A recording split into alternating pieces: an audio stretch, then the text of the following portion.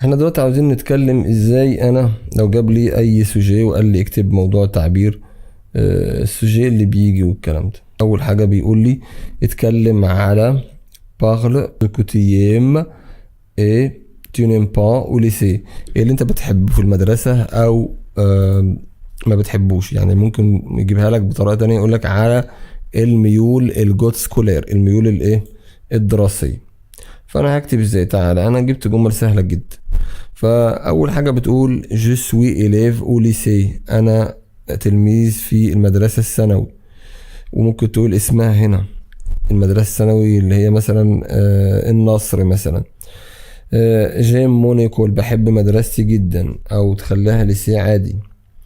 جادور لو فرونسي، بعشق الفرنسي والرسم. جو نيم با، ما بحبش الرياضيات.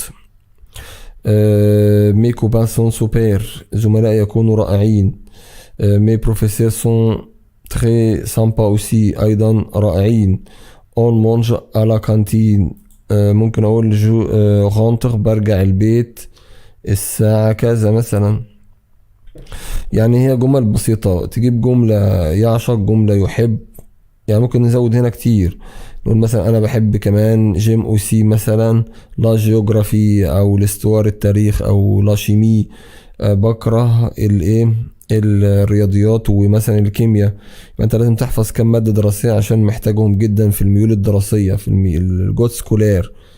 وانا عايزك تثبت معاك لو قال لك اوصف مدرستك، اوصف فصلك، اتكلم على ميولك الدراسية، هتثبت معاك ايه الجملتين دول. مش يمشي كله بقى. انا تلميذ في مدرسة الثانوي وبحب مدرستي جدا، وزملائي يكونوا رائعين، والمدرسين ايضا يكونوا رائعين، وبناكل في الكانتين. كل الحكاية ان انا لما قال لك ميول دراسية جبت ايه؟ يحب ويكره ويعشق والكلام ده. كم مادة دراسية بحبها، كم مادة دراسية بكرهها. طب لو قال لك اوصف، اتكلم هنا او اوصف جدولك. الامبلوا دو تو معناها جدول المدرسة، او انت عندك ايه كم مادة وهكذا. يعني نفس الموضوع، انا بذهب الى المدرسة اسمها كذا. وبعدين قلت انا بروح المدرسة 5 ايام، 5 جور بار سومين. بار سومين معناها بالاسبوع، كل اسبوع يعني. بدل ما بقول انا بروح كل الايام مثلا، مش عارف تكتبها انت. جيم جو في او ليسي تو لي جور سوف مثلا، ما عدا يوم الايه الفوندغدي ايه لو سامدي. بس انا قلت لك دي اسهل. انا بروح المدرسة 5 ايام في الاسبوع. مش عارف تكتب بالاسبوع، ما تكتبهاش. المهم ما تحطش انت كلمات انت مش عارف تكتبها. يعني ما تحطش كلمات انت مش عارف تكتبها. تمام. جريف او ليسي، بروح المدرسة الساعة 8. تقدر تحطها برضو في اي حاجة بتتكلم عن المدرسة او الفصل. هنا بدأنا بقى في الامبلواد جدول الحصص. انا عندي 6 حصص في اليوم. حط نقطة كده عشان هتاخد جملة لوحدها تانية. امبلواد تو نقول ايه نقطة. امبلواد تو جدول المواعيد ايه تري سامبل، سهل جدا او بسيط جدا. اليادو كوري، عندي حصتين فرنسي في الاسبوع، كل اسبوع. ممكن تقول يوم الحد انا عندي تاريخ وعربي وموسيقى. وبعد كده تقول يوم الاثنين. عايزك تحفظ الايام عشان كده. انا عندي انجليزي وتربية بدنية وفرنسي. زملائي يكونوا رائعين، نفس القصة اهي. المدرسين ايضا رائعين. نحن نأكل في الايه في الكانتين. انا بحب مدرستي جدا. ممكن تكتبها في الاول او في الاخر، مش هتفرق. كتبنا جمل كتير ونقدر نكتب اكتر من كده بكتير يعني. طب هنا برضه لو قال لك اوصف مدرستك، ايه اللي موجود وايه اللي مش موجود. كيسكيليا و إني با دونتون ليسي، في مدرستك. فهي مدرستي انها رائعة. طبعا الليسي مذكرة فكده خد الى المذكرة. في مدرستي يوجد 20 فصل. مكتبة اللي هو السي دي اي مكتبة. فناء، يوجد ايضا ملعبين رياضة، ملعبين لكرة الرياضة يعني. في مدرستي ما فيش ايه بقى، ما فيش جيمناز. لما جيت تنفي تقول ان يا با، بتحول الى دو، يعني بتجيب دو عشان النفي زي ما احنا قلنا من شوية. زملائي يكونوا رائعين، المدرسين يكونوا رائعين. عاوز تحفظ دو. وانا بحب مدرستي جدا، تقدر تزودها هنا. نحن نأكل في الايه في الكانتين او السيلف سيرفيس، تكتب دي او دي يعني. ده لو قال لك اوصف الفصل، في الفصل ايه الموجود وايه اللي مش موجود، نفس القصة. الفصل بتاعنا الفصل يكون تريجولي جميل جدا، الفصل مؤنث، يبقى انت بادئ بايه، يبقى انت جايب صفة مؤنثة. وعاوزك دايما تبدأ الجملة بماجسكيل كابيتال يعني، وتحط نقطة. ها هو فصلي. في الفصل ايه الموجود، يوجد طابلو اللي هو السبورة 30 تلميذ، يوجد ديسك اللي هو الطبل يعني التيبل يعني، يوجد ايضا خريطة. تمام. في الفصل لا يوجد كمبيوترات، هنا واخدة دو ابوستروف عشان النفي. لا يوجد برضو دو اهو، سبورة ضوئية تفاعلية. زملاء يكونوا رائعين، مدرسين يكونوا رائعين ايضا. نحن نأكل في يعني تمشي مع اي الاربع جمل دوم. وانا بحب فصلي جدا، بعشق الفصل بتاعي او المدرسة بتاعتي. الاسهل اكتبه. هو عاوز منك ايه في الدرس الاول؟ الدرس الاول كان بيتكلم على الايه، النيجاسيون، النفي.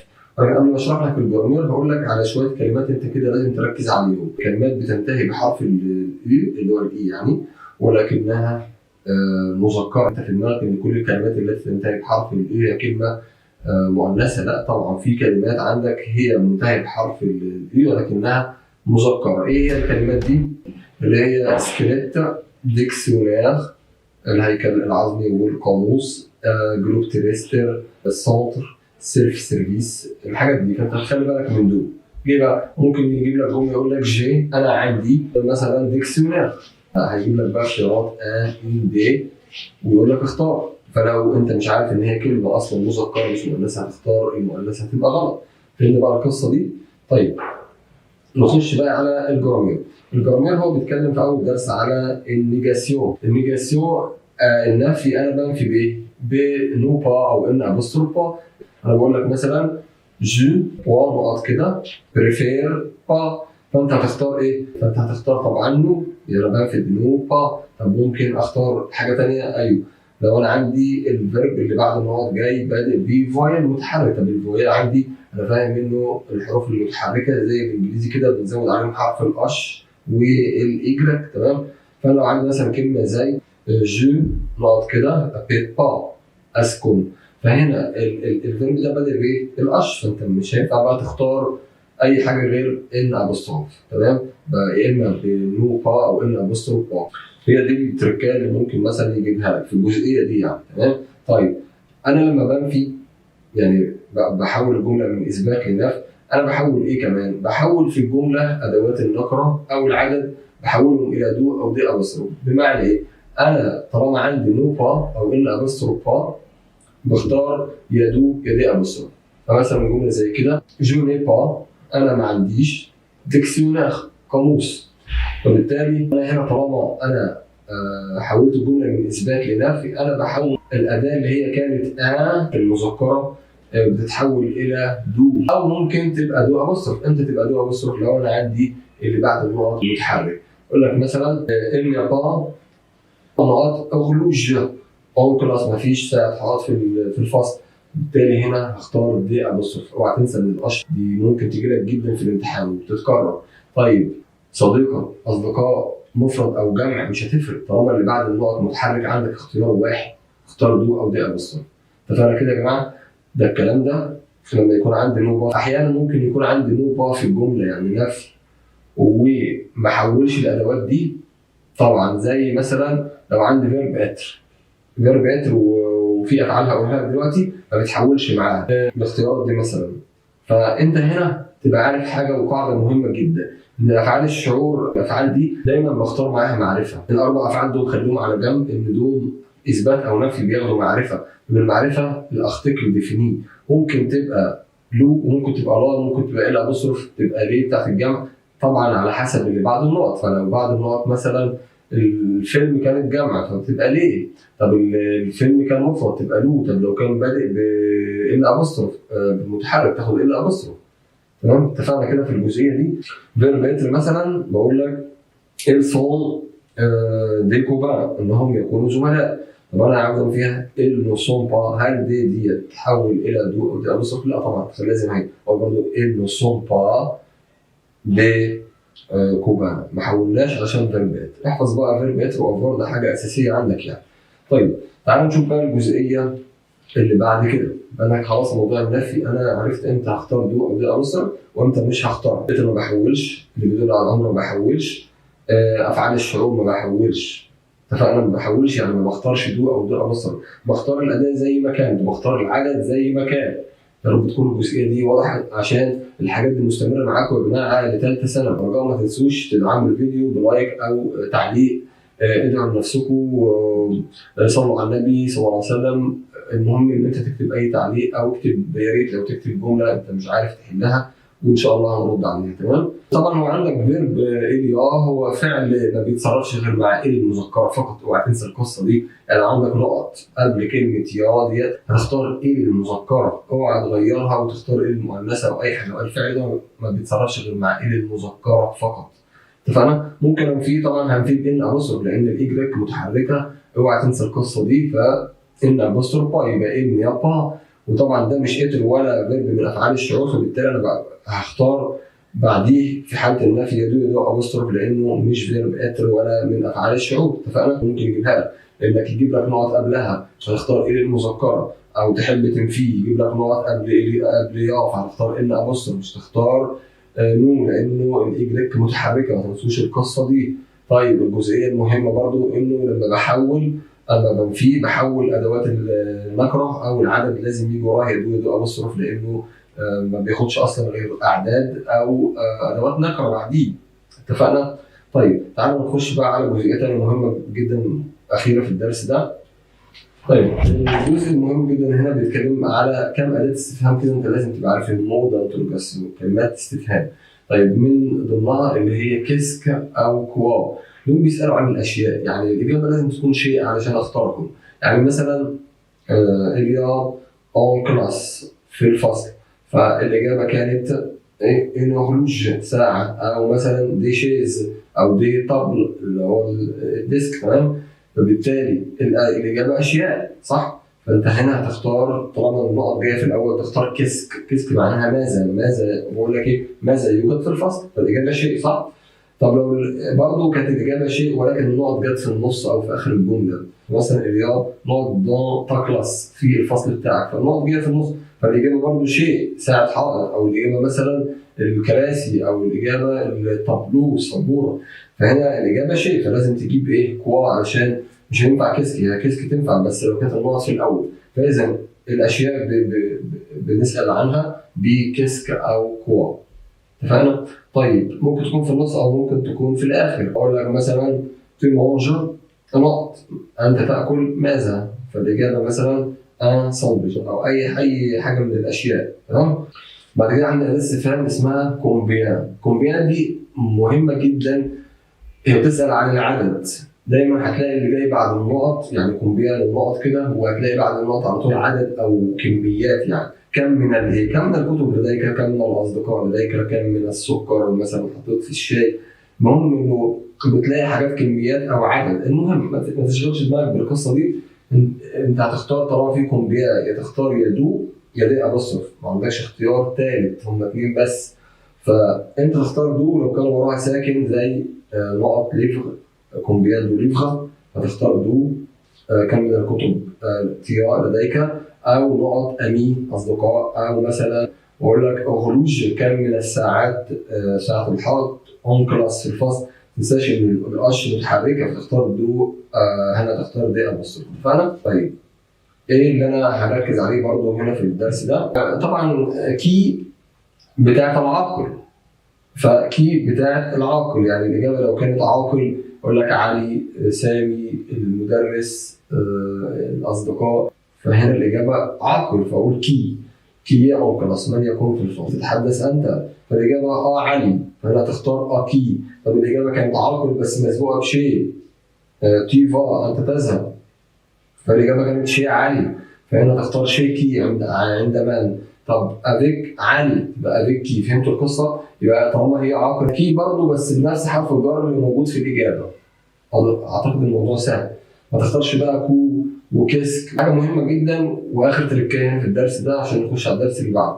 حاجه مهمه جدا هي ايه؟ انه بعد كي الفعل ده بيتصرف زي ايه؟ يعني مثلا كي اريكول، فالاجابه ميزاني اصدقاء، الاجابه جمع ماشي، بس انت هتختار هنا فا مش فون. يبقى دايما بعد كي الفعل بيكون بيتصرف زي ايه، يعني كي ده تعتبر ان انت شفت بالظبط ايه المذكره. حتى في العربي بقول مين اللي كتب الدفوار الواجب، مين اللي عمل الواجب، مين اللي بيعمل ضوضاء. الاجابه بيكونوا الزملاء الاصدقاء. تبقى فاهم نفس قصه العربي، لازم هنا هتختار الفعل اللي بيتصرف زي ايه بالظبط. كده احنا لسه ان شاء الله في فيديو تاني هنبقى نعمله اللي هو عن الايميل، ازاي تحل الايميل وازاي تحل السوجي. الدرس الثاني هو عاوز منك ايه؟ الدرس الثاني اول حاجه هو عايز انك تعرف جور دو سوجن، ايام الاسبوع.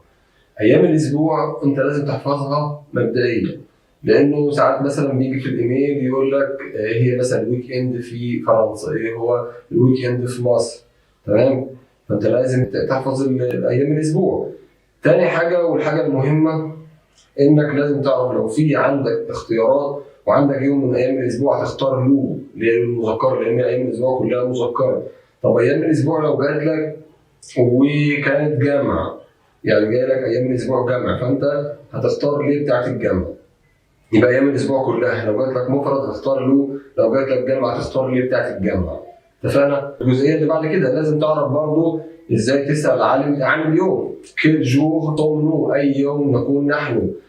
وتعرف الاسبوع بيبدا في فرنسا امتى. لا سومين اون فرانس كومونس بيبدا، فانت هتعرف ان هو بيبدا يوم الايه لو لوندي الاثنين، وبينتهي طبعا يوم الجمعه سو تيرمين لو فوندغيدي يوم الجمعه. طيب الويك اند في فرنسا مهم جدا. الويك اند في فرنسا يومين، اللي هو الايه؟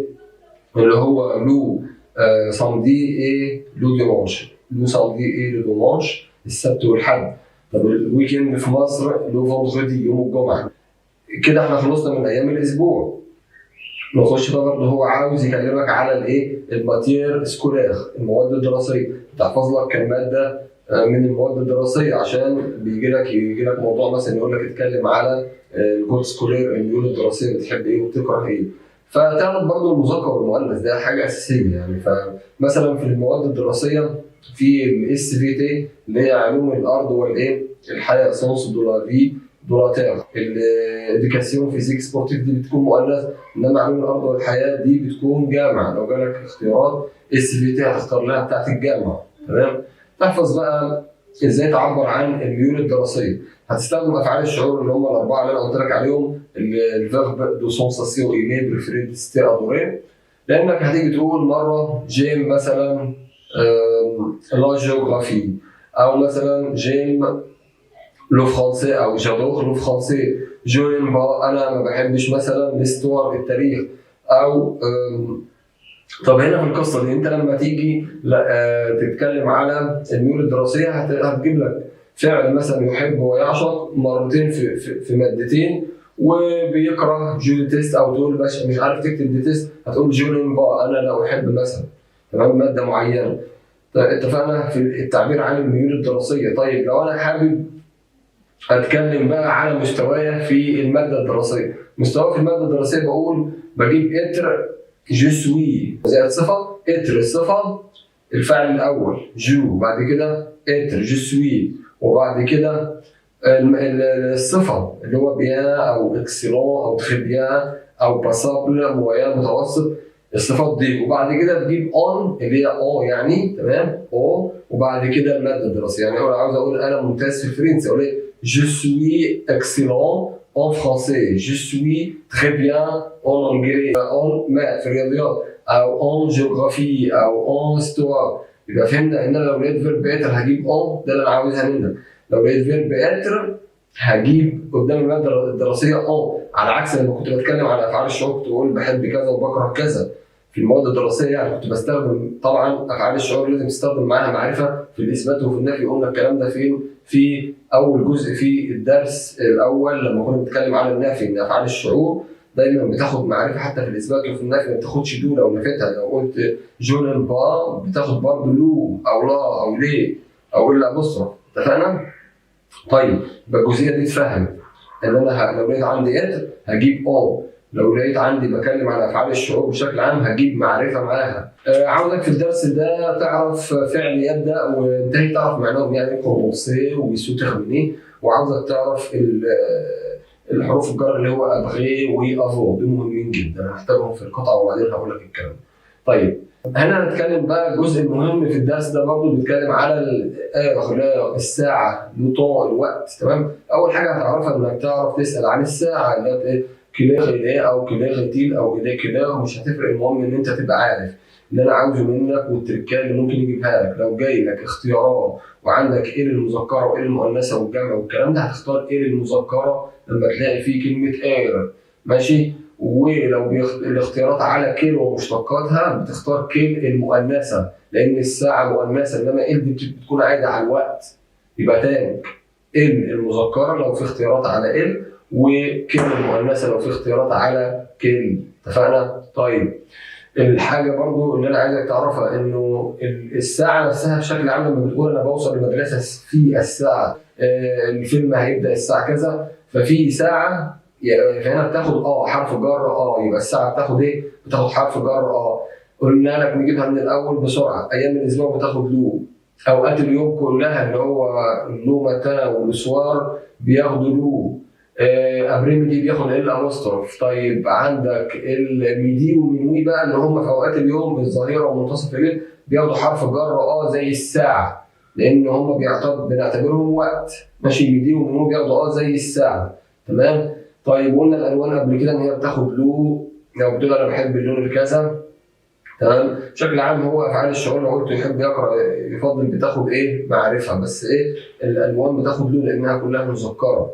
طيب انا بقى دلوقتي لو عاوز اقول ونص وربع، دي برضه تركايه وبتيجي كتير، وقلنا الميسيو عندك او المستر في اي ماده لما اقول لك الحاجات دي بتيجي كتير يبقى احنا بنشوفها في امتحانات كتير، فتركزوا عليها تكتبوها. دايما النص هيكون مؤنث. عاوز اقول لك مثلا الساعه دلوقتي 7:30، الي ستار ادومي. تمام.